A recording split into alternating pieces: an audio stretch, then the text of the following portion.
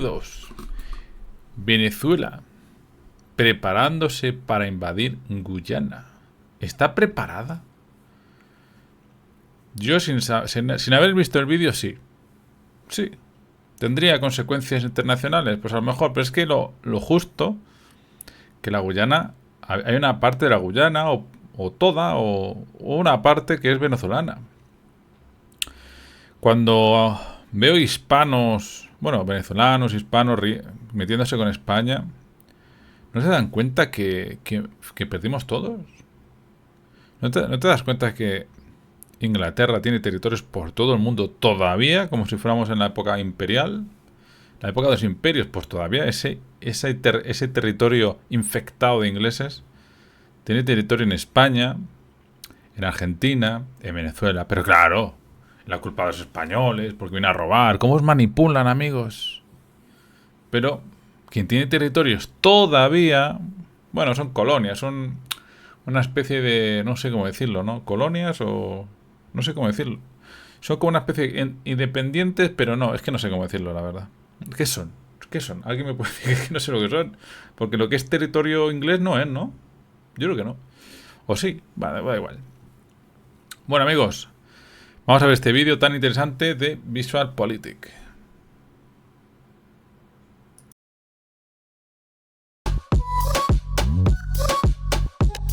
Que en las dictaduras nunca hay elecciones, se equivoca. ¿Queréis un ejemplo? Pues este pasado domingo 3 de diciembre, los venezolanos, aunque todavía no pueden elegir libremente su gobierno, fueron llamados a votar en un referéndum sobre una supuesta causa común, la Guyana Esequiba. Venezuela sostiene desde hace más de 100 años una disputa territorial con Guyana, el pequeño país vecino que en los últimos años ha hecho grandes descubrimientos de petróleo. Está en discusión la soberanía de 159.542 kilómetros, lo que representa el 74,21% del territorio guyanés. Y para fijar su posición, el gobierno venezolano organizó un referéndum. El resultado, por supuesto, era previsible. El 90% apoyó la tesis que ahora defiende el gobierno chavista. Esto es, intentar recuperar la Guyana Esequiba. ¿Qué esperabais? A pesar de ser una disputa que viene ya de muy lejos, en los últimos meses el gobierno chavista ha llevado a cabo una escalada como hacía mucho tiempo no se veía sobre este tema. La tensión está al rojo vivo. Y ojo, porque no hablamos de una apelación judicial ni nada por el estilo, sino de auténticos tambores de guerra.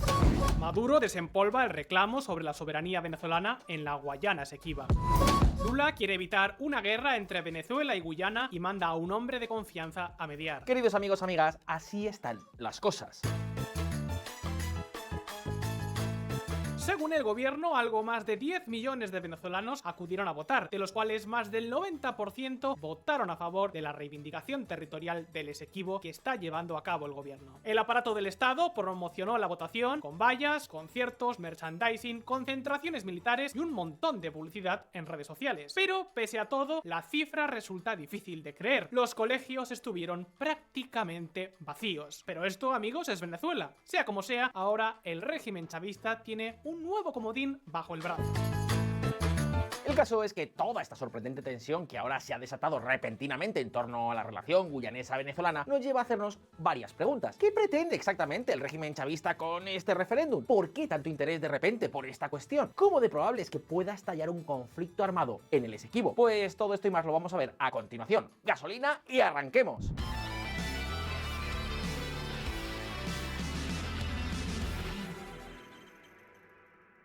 Para entender cómo y cuándo nace este conflicto, tenemos que remontarnos hasta la era de las colonias, concretamente cuando Guyana estaba bajo el control del Imperio Británico y Venezuela bajo el control del Imperio Español. La Guyana Esequiba formaba parte de la Capitanía General de Venezuela, un dominio español creado por Carlos III en el año 1777. Sin embargo, la primera intromisión en la zona no fue británica, sino holandesa. Fueron los neerlandeses los que, ante la falta de control efectivo de Madrid, plantaron las primeras colonias no españolas en la región.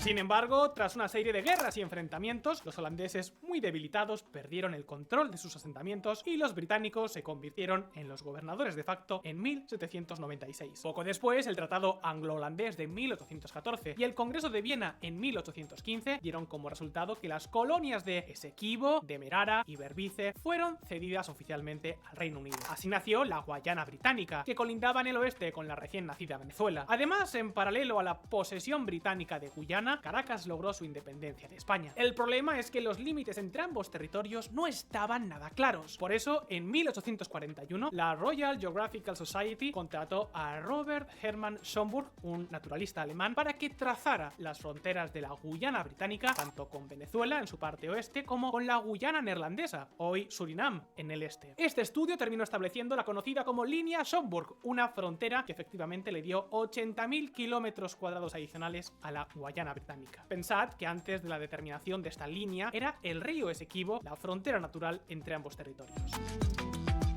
Pues bien, es precisamente este tramo el que podemos encontrar entre el río Esequibo y la línea Schomburg lo que hoy ha disparado la tensión política e incluso militar entre Georgetown y Caracas. Y la pregunta es, ¿por qué nunca se ha logrado alcanzar una solución? ¿De verdad que en 170 años nunca se ha logrado aclarar la situación de la zona? ¿En qué se basa ahora el chavismo para lanzar una reivindicación tan agresiva? Pues, queridos amigos, amigas, para entenderlo tenemos que dar un pequeño repaso a los libros de historia. Atentos. De las trampas judiciales al escenario bélico. Tras sellar su independencia en 1821 y con la muerte de Simón Bolívar hacia 1830, Venezuela entró en una espiral de violencia interna, cuando varios caudillos locales buscaron hacerse con el control del país. Pues bien, fue justo en ese momento cuando se dibujó la línea Schomburg, de tal forma que cuando luego las cosas se calmaron en Caracas, el dominio británico al oeste del Esequibo ya era un hecho. Hacia 1880, el entonces presidente venezolano Antonio Guzmán Blanco comenzó a denunciar a nivel internacional la intromisión británica, hasta el punto de que en 1895 el tema se coló en la mismísima agenda de la Casa Blanca. La disputa ha llegado a una etapa tal que hace que ahora incumba a los Estados Unidos tomar medidas para determinar con suficiente certeza cuál es la verdadera línea divisoria entre la República de Venezuela y la Guayana británica. El mensaje del presidente norteamericano obligó a Londres a tener que aceptar un laudo arbitral internacional, y en febrero de 1897, Venezuela, Estados Unidos y Gran Bretaña llegaron a un acuerdo para concretar el desarrollo de un proceso judicial que dirimiera de una vez por todas la disputa territorial. Sin embargo, la palabra acuerdo no es lo más ideal para describir la posición venezolana. Una de las reglas acordadas por Washington y Londres contemplaba dejar a Venezuela fuera de la conformación del tribunal arbitral, al tiempo que la defensa del país sudamericano en el juicio quedaría en manos de abogados estadounidenses. De esta forma, Caracas fue un mero espectador en torno al proceso judicial. Pero, ¿esto es en serio? O sea, el territorio es en Venezuela y no invitan a Venezuela. ¿Os dais cuenta, amigos míos, cuando hay que ser hispanos? ¿Os dais cuenta? Que en vez de unirse, la gente se divide, los hispanos. Y luego llegan Estados Unidos e Inglaterra, que sí se unen entre ellos. Y se ríen de los venezolanos. Bueno, vamos a ver un poco más, pero increíble, ¿eh? Surrealista. O sea, se meten por donde quieren y luego van de buenos. Son unos piratas los ingleses. Son unos piratas. Son la pérfida Albión.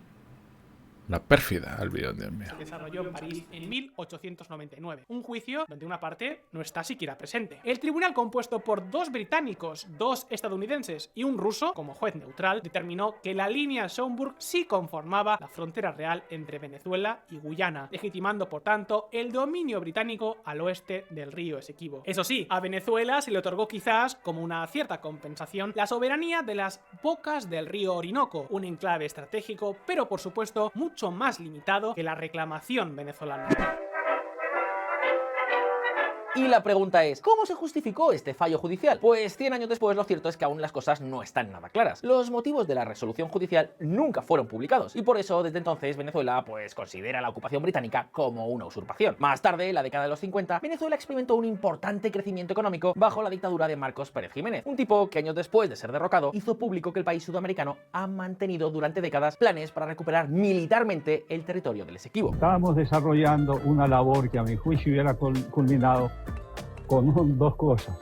O la Guayana inglesa en este entonces se anexa al territorio venezolano con un estatus especial, o hubiéramos tenido que por la fuerza recuperar el territorio del Esequibo.